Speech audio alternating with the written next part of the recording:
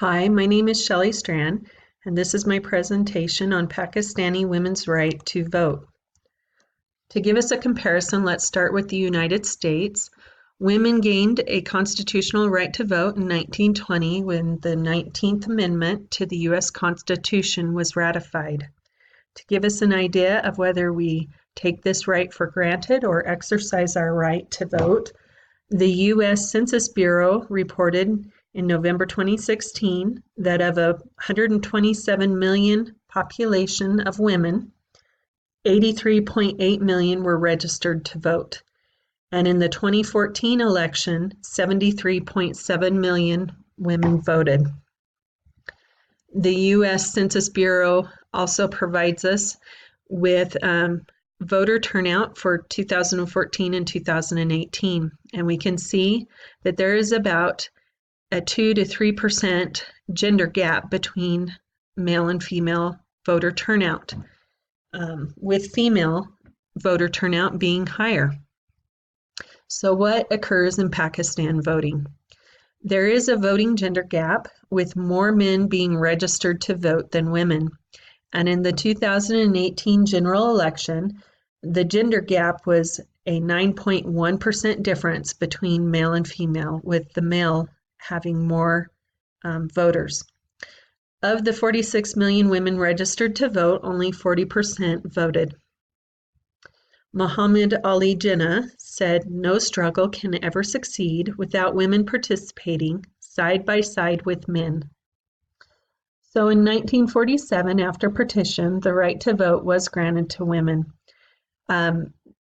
There was no election held around then, and Jinnah passed away in 1948, but the right to vote for women was reaffirmed in 1956, and the first election was scheduled for 1959. That did not occur because of a military coup, which Pakistan history is fraught with. And the 1977 military coup of General Zia created a dictatorship of a fundamentalist form of Islamic law. In response to those laws and enforcement of them, the Women Action Forum was created in 1981 to lobby for women's rights. In 1983, they organized with the Pakistan Women Lawyers Association a march against the discriminatory laws. The Lahore police came out against the women, and as a journalist states, they baton charged, tear gassed, and attacked the women. And so this became known February 28th as the Black Day for Women's Rights.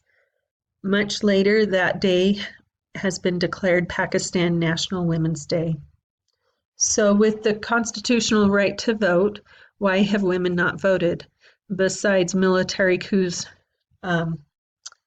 banning elections or not holding them, the patriarchal norm is a big one, with local elders and male family members not allowing it.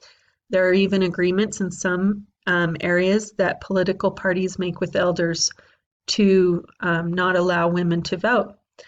Men have the reasons of protecting their women from the election violence that occurs with the bombings and shootings.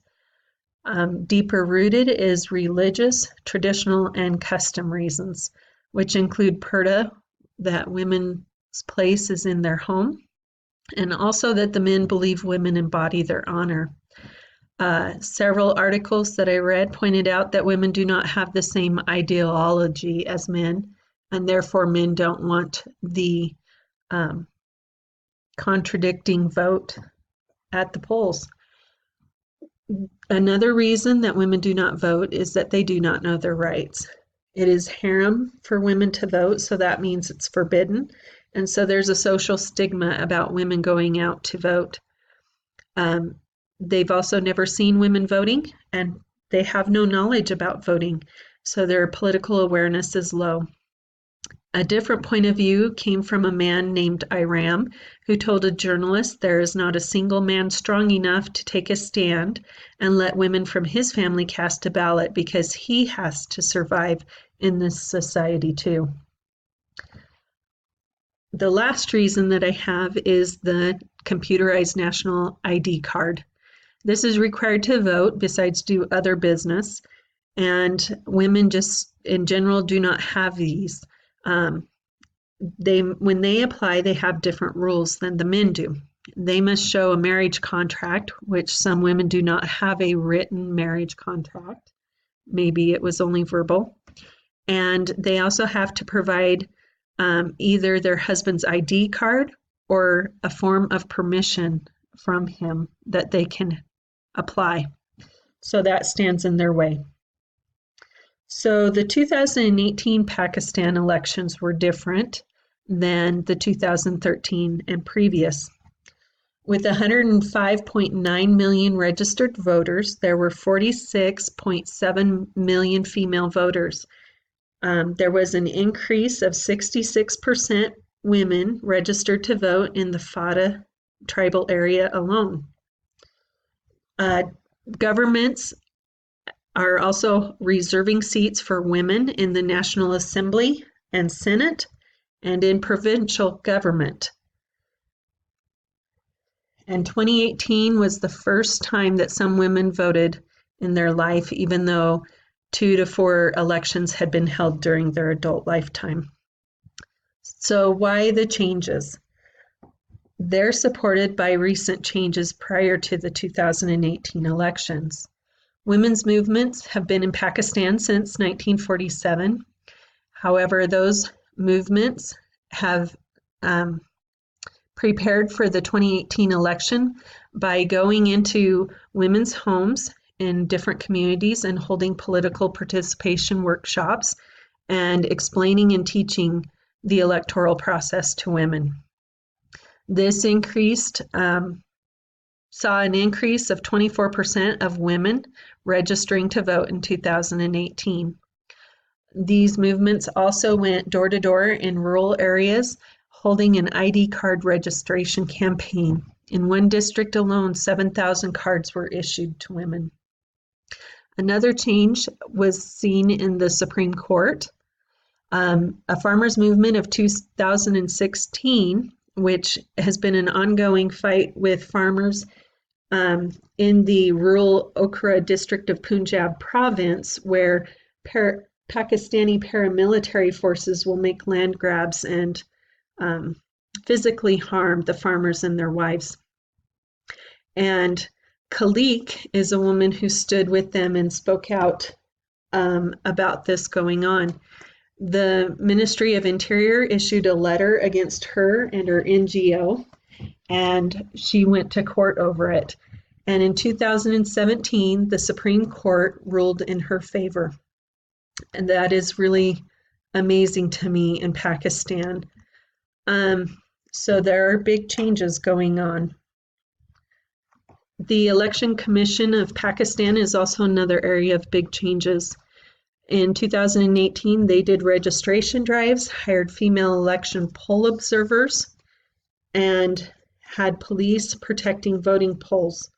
Another big change is they had enacted a rule that in each constituency for election to be valid, 10% voters must be women, and they did not accept election results that did not meet that requirement. The 2000 Arat March, which is a women's march, united women of all different backgrounds across Pakistan. Rafia Zakaria is a Pakistan American. She was born and raised in Pakistan and was married through an arranged marriage. She came to the U.S. with her husband for him to return and finish his U.S. studies. She says that it is hopeful because people are beginning to expect democracy. So what is the future of Pakistani women's rights to vote? From the research I've done, I think that their future is good, that their right to vote will continue to grow and progress. It might be slower than the American women's suffrage movement from 1848 to 1920. However, In 1920, when the 19th Amendment was ratified, the United States had been an independent nation for 144 years. Pakistan has been an independent nation for 72 years now.